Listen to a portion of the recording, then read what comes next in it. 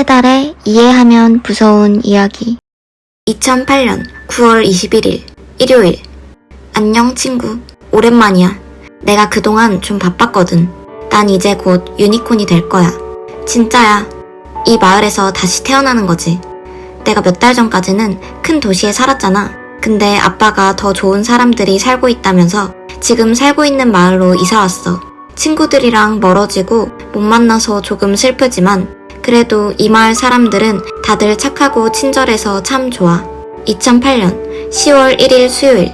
저번에 유니콘에 대해서 말했잖아. 이건 특급 비밀인데 곧 생일이 되는 기념으로 특별히 하루에 한 개씩 알려줄게. 첫 번째로 유니콘은 진짜 예뻐. 난 아직 발굽이랑 뿔은 없는데 10살이 돼서 진짜 유니콘으로 변하면 다 생길 거라고 그러셨어. 내 머리색도 바뀔 거래. 난 분홍색이 좋은데 엄마가 붉게 물들여질 거라고 해서 좀 아쉬웠어. 그래도 붉은색도 나쁘지 않은 것 같아. 옆집에 사는 벤자민 아저씨도 내 머리가 빨갛게 물드는 거 빨리 보고 싶다고 말하셨어. 2008년 10월 9일 목요일. 오늘은 두 번째를 말해줄 차례지. 유니콘은 돕는 것도 좋아해. 유니콘 피로 사람들을 치료할 수 있다는 거 알고 있어? 그래서 가끔 아빠가 날 상처내고 피를 받아가셔. 너무 아파서 올 때도 있고 그 뒤에는 어지러워서 쓰러질 것 같지만 아빠가 사람들을 많이 도운 만큼 윤기나는 털과 멋진 뿔을 가질 거라고 해서 조금 참아보려고. 사람들을 돕는다는 건 행복한 일이니까. 2008년 10월 21일 수요일. 오늘은 생일 전날이어서 기분이 참 좋아. 오늘은 다 말해줄 거야. 유니콘은 입는 옷도 진짜 최고야. 아빠랑 엄마가 내 생일에 입으라고 예쁜 빨간 드레스를 사주셨거든. 곧 붉게 물들 내 머리색이랑 잘 어울릴 거라고 하시더라. 내 생일 파티에 마을 사람들을 모두 초대하실 거래. 맛있는 케이크랑 재밌는 게임이랑 너무 기대돼. 물론 내일 배 가르는 것 때문에 준비도 좀 해야 되지만 신나는 걸 어쩌겠어. 이번엔 아빠가 사람들 앞에서 내 배를 가를 거래. 하지만 무섭지는 않아. 내가 10살이 돼서 진짜 유니콘이 되면 피를 잔뜩 흘려도 흉터도 없고 아프지 않을 거래. 내일이 너무 기대된다. 해석. 마을 사람들과 주인공의 부모님은 이상한 신념을 가지고 있었고 이를 위해서 주인공을 제물로 바치려고 하고 있습니다. 주인공은 그 사실도 모른 채 유니콘이 되는 생일날을 기다리고 있습니다. 전 아침을 시작하며 라디오를 틀었어요. 기운 없이 축 처져 있는 저와는 달리 발랄한 DJ가 상큼한 목소리로 말했어요. 아침 식사를 하는 편이 건강에 도움이 된다고요. 하지만 저는 잠에서 깬 후 곧장 챙겨 먹는 것은 좀 무리가 있더라고요. 그럼 안 먹으면 되지 않냐고요? 조금 더 들어보세요. 제가 고민하는 이유는 매일 아침 약을 챙겨 먹어야 하는 신세이기 때문입니다. 그것도 매일 병원에 가서 받아야 하죠. 약에 대해 설명하자면 각자 다른 목적을 지닌 약 두 알이 나옵니다. 저는 알고 있어요. 이 약들이 제게 얼마나 중요한지를요. 고작 두 알의 약이 제 상태를 완전히 변화시킬 거라고 생각하지 않아요. 그저 더 악화되지 않도록 하는 용도일 뿐이죠.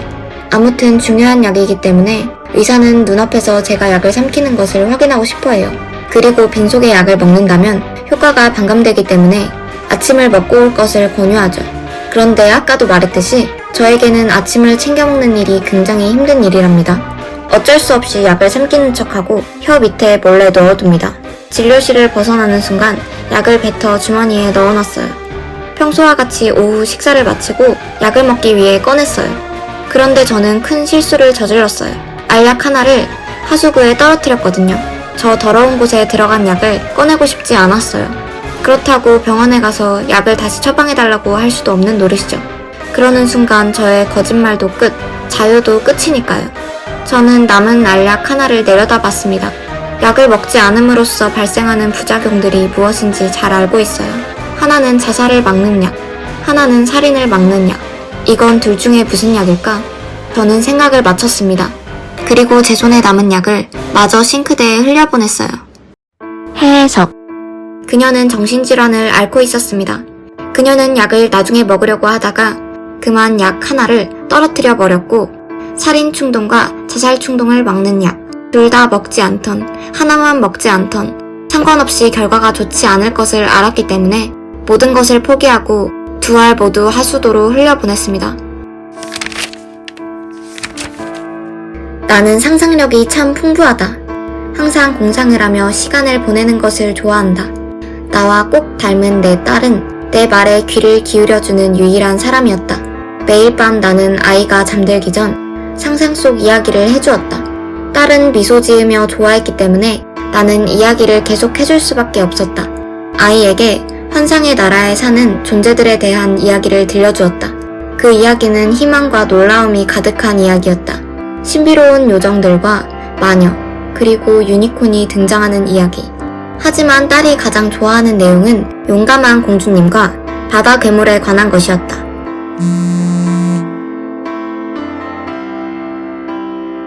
사람들이 수영장에서 내 딸을 꺼냈을 때 아이는 이야기 속 공주님의 가운을 입고 있었다고 했다. 나는 그저 내 상상을 공유하고 싶었을 뿐인데. 해석, 주인공의 딸은 이야기 속의 공주님처럼 용감하게 괴물들을 무찌르려고 수영장 안으로 뛰어들었지만 뜻대로 되지 않았습니다. 결국 딸은 목숨을 잃고 말았고 주인공은 딸에게 물려준 상상력을 그리고 들려준 이야기들을 모두 후회했습니다. 2020년 8월 1일 토요일. 전 2명의 엄마가 있어요. 원래는 엄마랑 아빠가 있었는데 아빠는 이제 천국에 있어요. 아빠가 높은 곳에서 떨어져서 많이 다쳤기 때문이에요. 장례식장에서 전 새엄마를 만났어요. 2020년 8월 15일 토요일. 새엄마는 아주 행복해요. 그래서 행복한 엄마라고 불러요. 행복한 엄마는 항상 미소 지으면서 제가 원하는 걸 다 해줘요. 행복한 엄마는 껴안아주거나 뽀뽀해주지는 않지만 괜찮아요. 슬픈 엄마는 많이 울기도 하지만 절 많이 안아주기도 해요. 슬픈 엄마는 행복한 엄마가 장난을 잘 치기 때문에 조심해야 한다고 말했어요. 2020년 9월 10일 목요일. 슬픈 엄마는 자기가 만든 음식만 먹으라고 저에게 말했어요.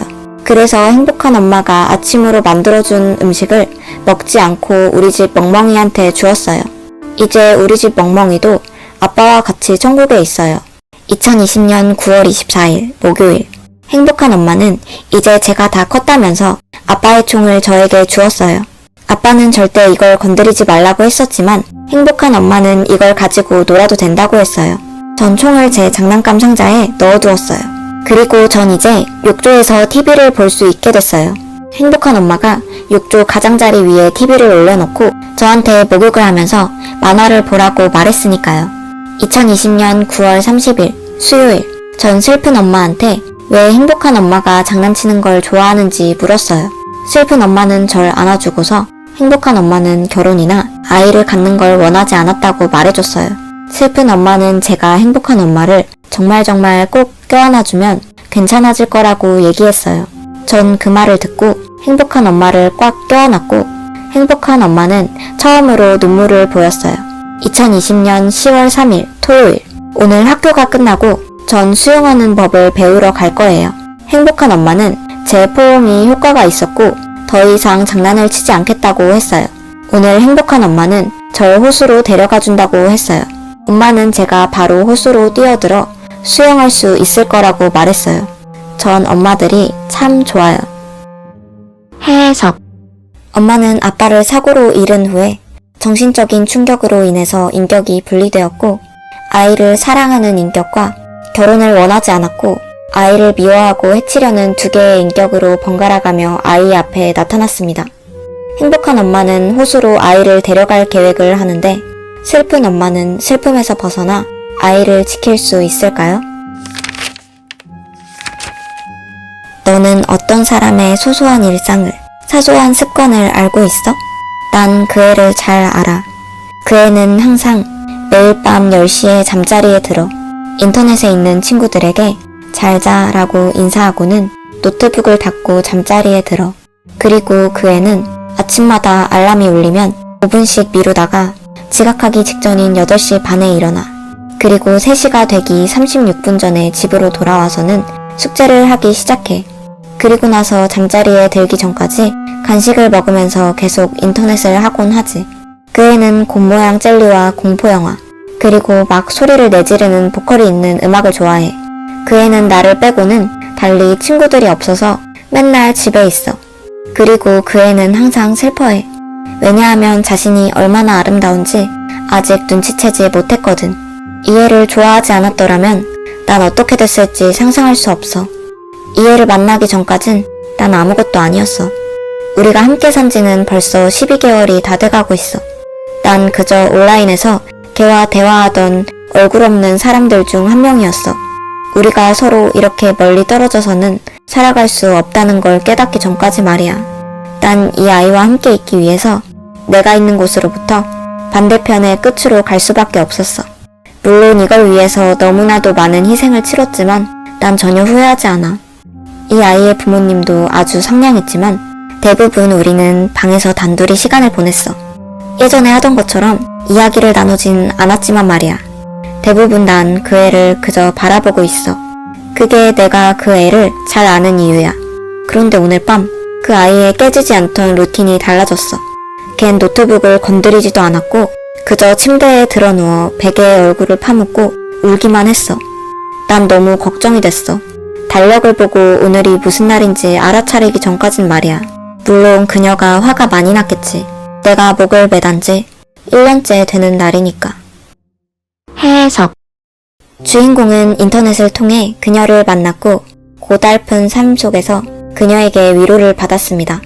하지만 현실의 벽을 넘지 못하고 결국 스스로 목숨을 끊었고 자신에게 유일한 빛 같은 존재였던 그녀의 곁에 머물게 되었습니다. 그리고 그녀는 주인공의 기일이 되어버린 나를 진심으로 슬퍼하고 있었습니다. 하지만 주인공은 여느 때처럼 그저 바라볼 수밖에 없었습니다. 할머니, 저 이거 틀어주세요. 또? 이 이야기가 그렇게 재미있어?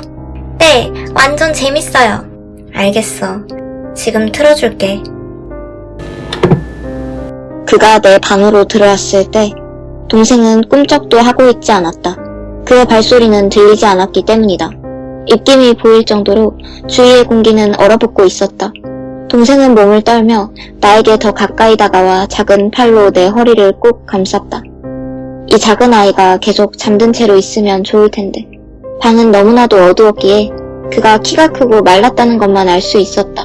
그가 내 침대 옆에 서서 나를 바라보고 있었다.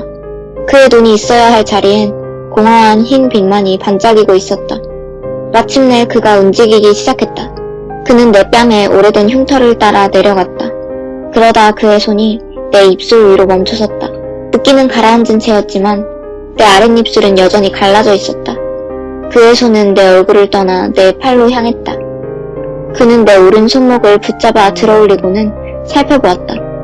내가 낸 상처의 흔적은 희미해졌지만 자세히 들여다보면 여전히 쉽게 찾아볼 수 있었다. 그는 내 오른팔을 내려놓고 내 왼팔 소매를 걷었다. 내 동생은 여전히 곤히 잠든 채였다. 그것은 나에게 있어서 매우 중요했다. 그는 나의 방금 난 상처를 손가락으로 어루만지며 미소 지었다. 얼기설기 붙여진 밴드 위로는 피가 새어나오고 있었다.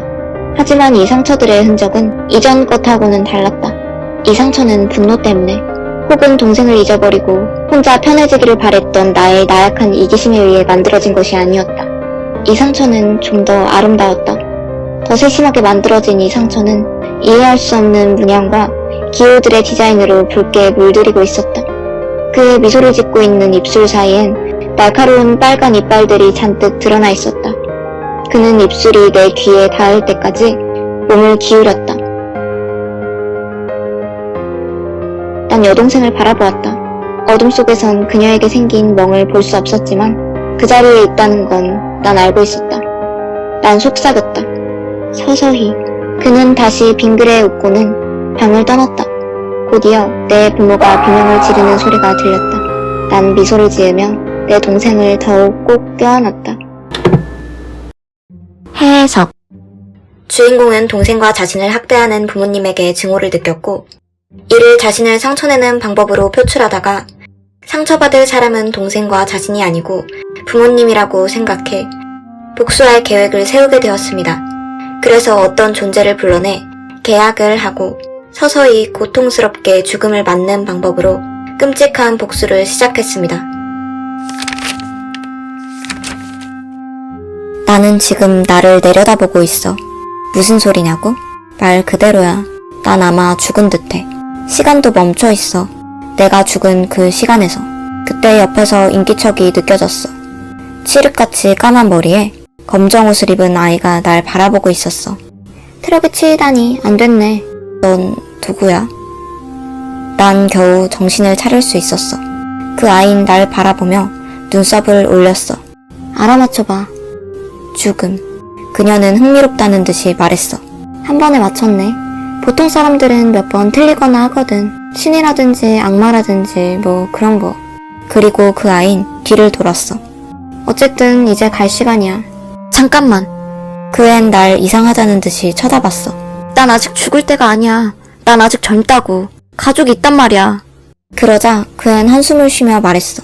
아저씨, 지금 이 상황에서 벗어날 방법이 딱 하나뿐인데 알려줄까? 난 뭐든지 하겠다며 빌었어. 두 명의 이름을 대봐. 너 대신 죽을 사람들 말이야. 하지만 네가 정말로 사랑하는 사람들만 인정될 거야. 어째서? 그게 여기 법이야. 죽음이란 건 결국 빚이랑 다를 게 없어. 어떤 방법으로든 지불해야 된다고. 대부분은 그냥 자기가 죽고 말아. 내 머리가 핑핑 돌기 시작했어. 내가 이름을 생각해낼 때마다 그 앤 고개를 내저었어. 내 아내와 딸의 이름을 생각해내기 전까지 말이야. 정말? 자기 목숨을 살리겠다고 둘을 죽게 내버려둘 거라고? 난 고개를 끄덕였어.